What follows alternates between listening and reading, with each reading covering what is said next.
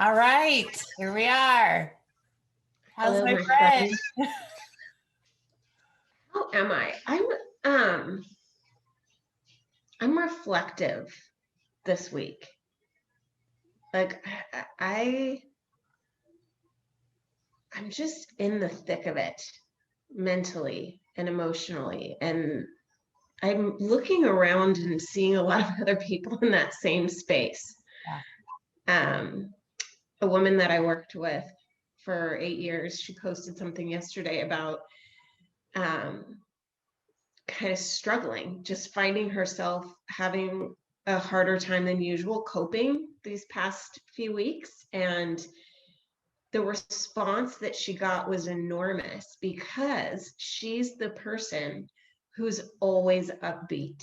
Um, She is the person who's always, she's like an avid athlete, and she has this really stressful job. Um, where people are often not very nice to one another, and it never gets her down. And so the fact that she acknowledged that she was struggling just made all, like, there was just this outpouring of people being like, me too, thanks for saying that. And I've noticed it in my household, that we're just more easily annoyed with one another. Even my husband, who's like the consummately calm Brit, he for him, he had sort of a British meltdown yesterday. ah, Yeah, which what does that basically, look like? what does a British meltdown look like? It looks like him saying, can we talk about this later, because I'm feeling resentful. Oh, Yeah. he had a And feeling?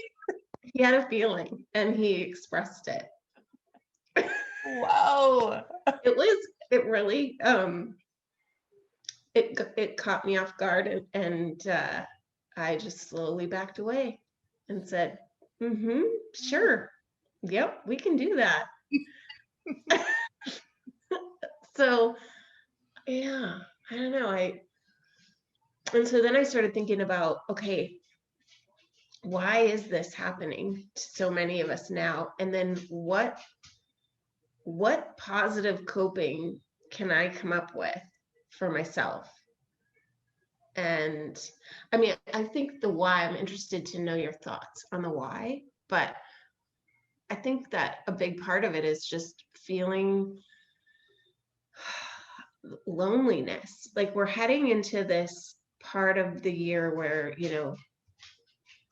holidays are supposed to bring togetherness and, right, celebration and special times. And yet, what we also know is that many of us experience the holidays as one of the most stressful and lonely times of the year. If we don't, get to be with the people we'd like to be with, or if we put too many expectations on it, and then the expectations don't pan out.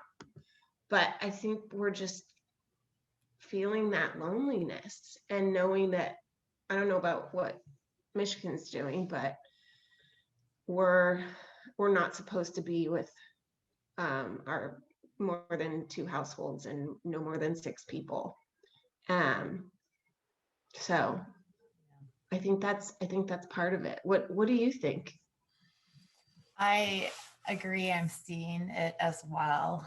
Michigan's very similar, although it kind of came up Sunday evening as another governor announcement, not out of the blue. I won't say that. We've all been tracking the numbers, but a little surprised that it was so specific and asking everybody not to hold Thanksgiving and just to be very creative this year in different ways. And as of today, no in-person school for 3 weeks. So it's not quite stay at home, but very close.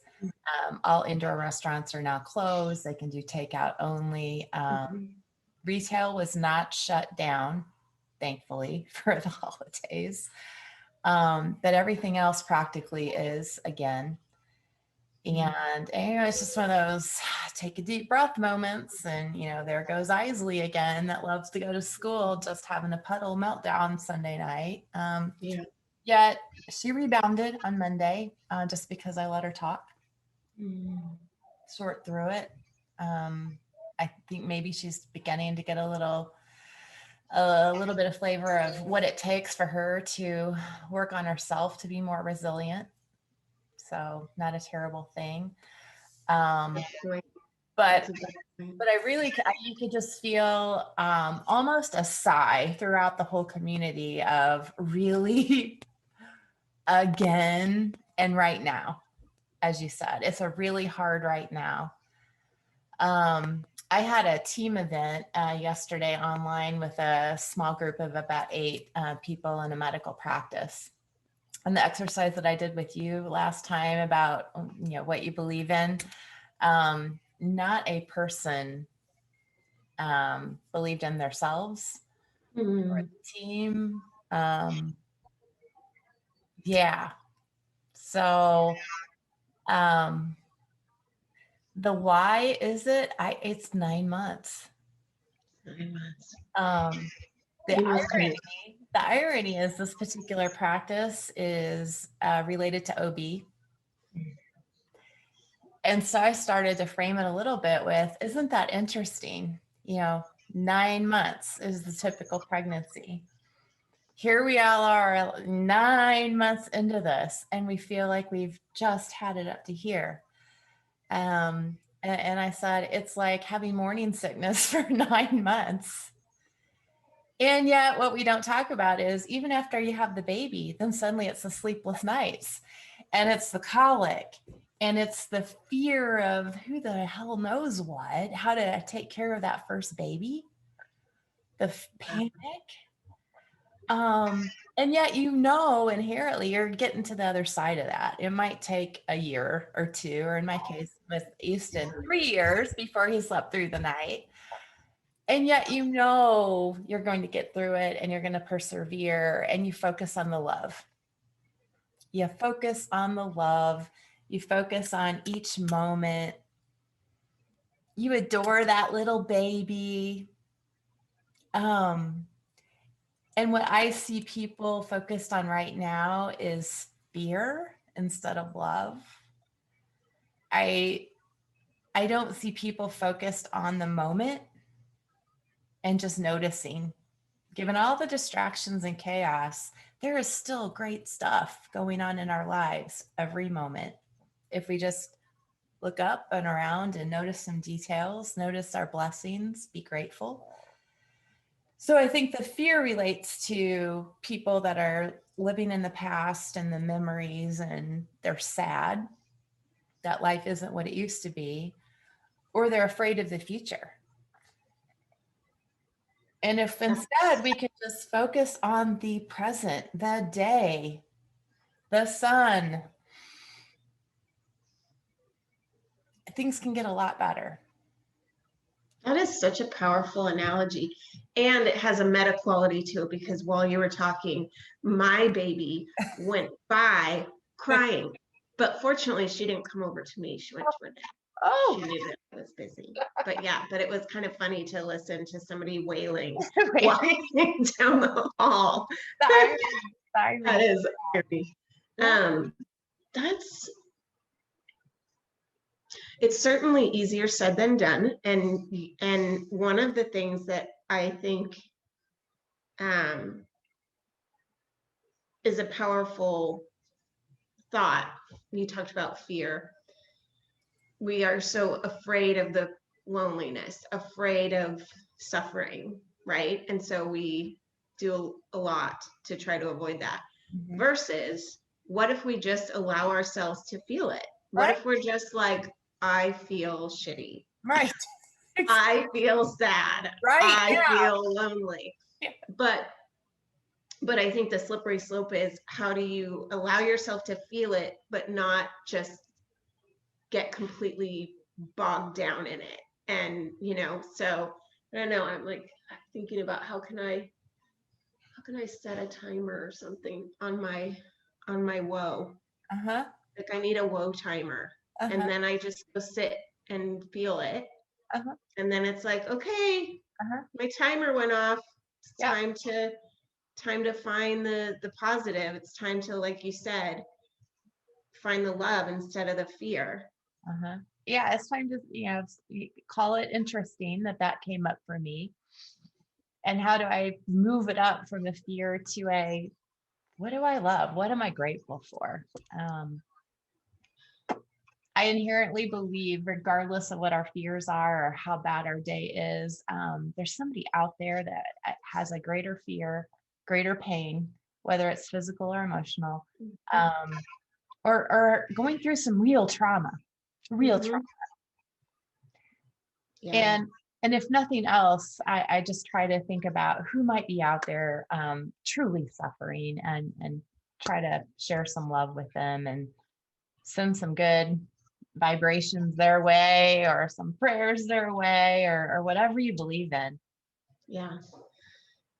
One of the things that I find can really impact whether you can cultivate that resilience and seeing the good around you is who you surround yourself with. Mm. I've noticed that more so, I feel like, in 2020 than in any years prior. Um, and I'm seeing it right now at my work, where there are some pockets of just mean girl behavior and a mean girl culture. And people tend to show up ready and committed to seeing the worst in one another. Um, and I need to figure out how to help um, change it. And I've done that many times in my career, and yet and here I am again. And what I was thinking about was how fortunate I feel that I have probably 4 solid groups right now. Not that I see most of them, but just groups of women that show up ready to cheer me on, show up ready to bear witness to, whatever is going on for me. I'll give you an example. I have this mom squad. That's what we call ourselves when we have an open text string. That, I swear, they are like my 411 on everything. The minute, like, the governor sends out an update, I get like 10 texts about it from the mom squad. Like, they are amazing. They've given me every good idea for how to spend our time this during the pandemic. Anyway, Amelia, I have to keep my voice down so she doesn't hear me, but she got some new dance tights, and they're still doing socially distant dance. And so she was going to dance the other day, and I was getting my cavity filled. And so I wasn't here. She loves these tights so much that she didn't want to cover them up. She went to dance with just a t-shirt and tights, no underwear.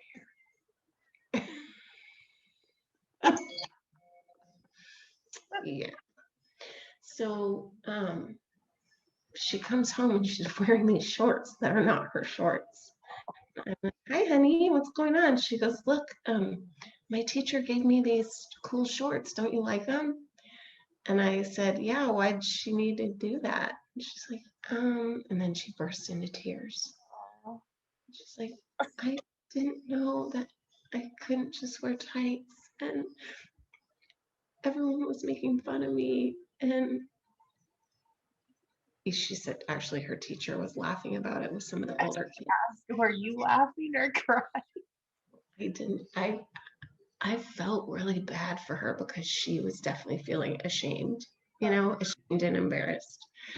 But fortunately, the first thing I did was text my mom squad. And they just immediately, like, they're always there to, find both the humor, and they were feeling badly for her. But then I told her about this memory I have of myself in first grade. I had this pink gingham, like square dancing dress. I don't know where I got it, but I wanted to wear that thing every damn day. Yes, because I was obsessed with Dolly Parton. That's probably why. Good. So that's, God, Gwen, you're right. That is exactly why I wanted to wear that dress every dang day. So one day, I think my mom was really distracted because she had just had my twin brothers. I went to school wearing that dress and no underwear. And which wouldn't have been that bad, except that I went on the monkey bars. And I was doing that thing, you know, where you get up on the bar and then you kind of like flip forward. I was really proud of my ability to do that. And yeah, so I ended up with, you know, my dress over my head and my butt in the air. Nice. Yeah. So anyway, that made Millie feel better. And I, of course, told my mom squad about that memory as well. And it's just, that is the key, is having women that are not going to compete with you, Mhm. that are not intimidated by your success, that are not judgmental of your weakness or your failure. And I don't know, that's like the most powerful courage serum and salve. Mhm. It definitely is. And what I read though, and I struggled with at work, is when those things are, that competitive crap comes up at work, it's just as much about me as it is the others. Mm-hmm. And so I think a trick is to figure out how we can show up at work in naturally competitive environments, but yet show up more in a way like we do with our mom squads, or like Mm-hmm. I do. Mm-hmm.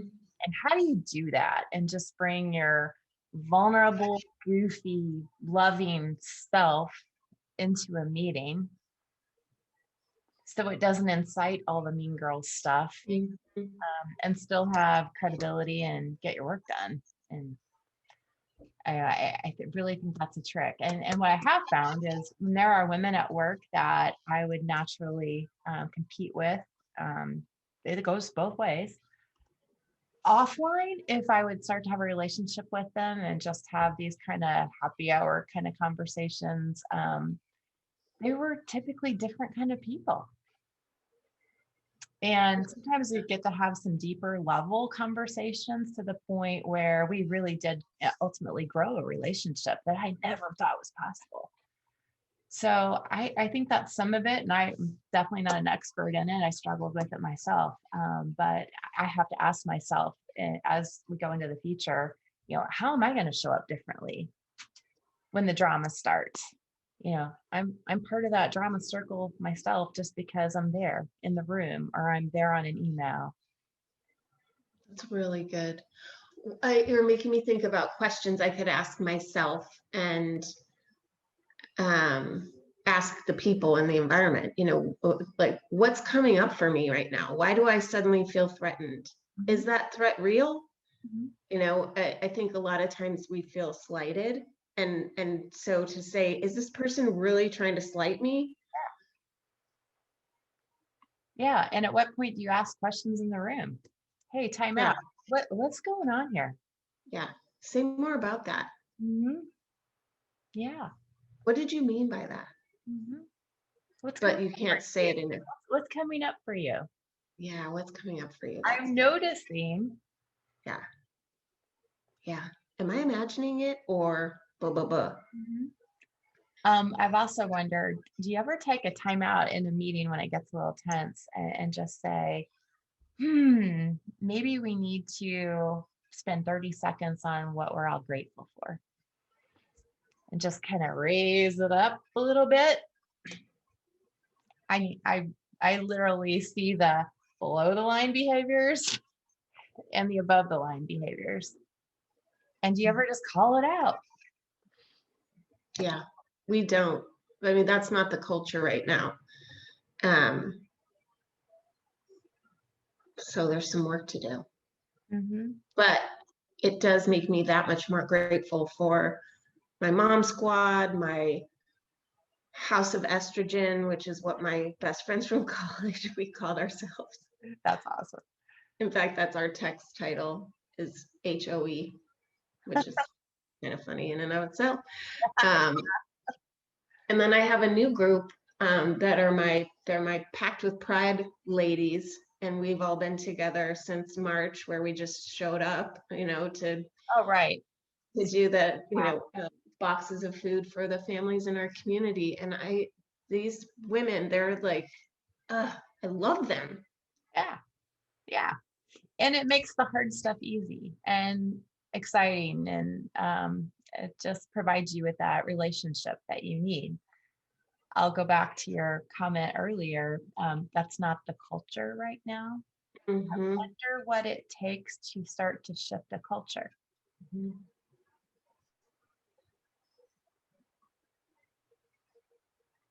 Yeah.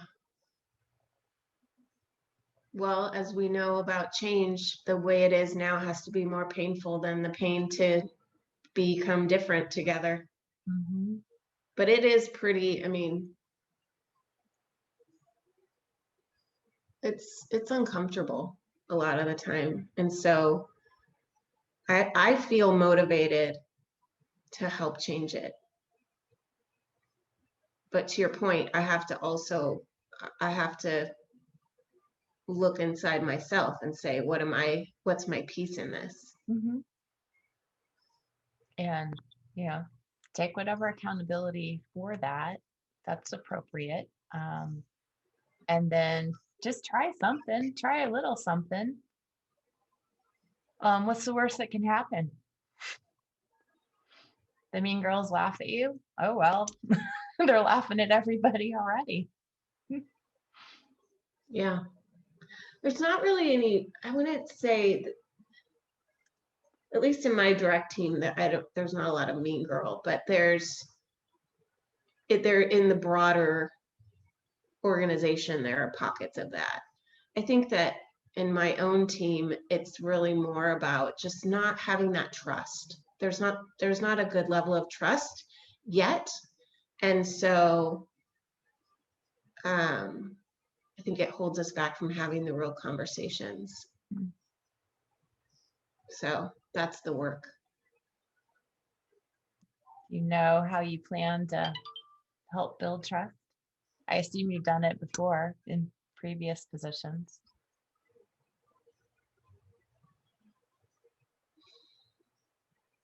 I think that I need to make personally my part of it is some of the team I know well and some of them I don't at all. So I need to make some inroads. I need to make some overtures to the people that I don't know very well. Okay. And I think what you were talking about with the gratitude, like I think I need to find and express some gratitude for each of the roles that people play. It's so funny how a lot of the issues in life, we make them very complicated, but it comes down to just bothering ourselves. Like I need to just bother myself to reach out a little bit more. Go a little step farther. Right. Yeah. And to think about, we've probably done this 1,000 times before.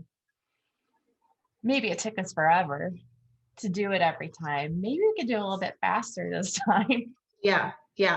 Well, another in team building, there's this concept you've probably heard about of storming, norming, and forming. Yeah. And I think we're at the tail end of storming, and we need to do the norming, and then we can build on that. But we haven't set forth the norms yet, and I think that's about to happen. Okay. So. But I think this conversation has helped me uncover what is my piece in the norming. I need to show up and create the norm of reaching out, bothering myself, being curious about the people that I don't as naturally connect with. Yeah. Because maybe you will connect really easily with them and you just don't yet know that. Something's holding you back a little bit. Yeah. Well, and I think part of it is being new. I'm still pretty new. And so I don't want to step in it. Yeah. Because it's a pretty cool gig. Like I'm really happy to be there. Yeah. So I don't want to make too many waves and get kicked out of the boat. How would you step in it? By reaching out to people to get to know them better. No, you're right. I should just do it. Well, here's the funny for you. I absolutely know how hard all this stuff is. And a lot of it is just habit.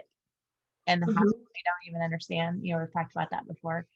So this week I was noticing that after trying for the last 6 months when I turn to brush my teeth, get the toothpaste on and start brushing, I know I need to brush for like 2 minutes. We all should, right? And yet, like 10 seconds in, every time my left hand goes over to turn the water on. And I'm like, what the hell? I'm going to sit here and let this water flow for almost 2 minutes? Where did this habit come from? It probably came from way back when I probably didn't brush for 2 minutes. It was probably a 10-second brush. And how many years have I let that water flow? And I've been working on this for 6 freaking months. I'm like, why is this so hard? So that is so, well, especially that's funny to me because we just went to the dentist and 3 out of 4 of us had cavities and this side of my face is still swollen from getting my stupid cavities filled 2 days ago. So yes, I'm sure I'm probably brushing for 15 seconds. So check your water bill. Seriously. Oh my God. Okay. That's a good, what I've heard? I need to do this for myself. You get those little sand timers and you brush for as long as it takes the sand to come out of it. I need to do that. But flossing good too. These habits are so ingrained and you start noticing things trying to be in the moment and you're like, oh my God, I'm gonna drive myself crazy about brushing my teeth. Yeah. That's so funny that's now I'm gonna think of you whenever I'm brushing my teeth. Yeah. Yeah, and flossing. In fact, this is terrible. I always, the day before I go to the dentist, I floss so that when they ask me, have you been flossing? I can say yes. Yeah, don't we all? And then they ask how often. I just don't answer. Oh. I bought a water flosser because I can't stand the string stuff. Just can't stand it. My teeth are tight and I've got these permanent retainers behind and it's just not possible. Again, in my head, not possible. So I got the water flosser, but I still do the same thing you do. It's like the week before I'm like, super woman flosser. God. They'll come in and they're like,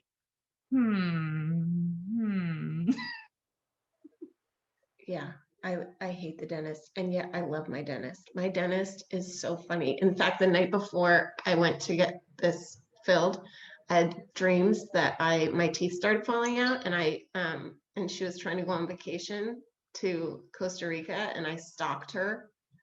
Yeah, in my dream, I stalked her, and she has a twin sister who's actually my optometrist. Oh my God. Isn't that a crazy small world? Yeah.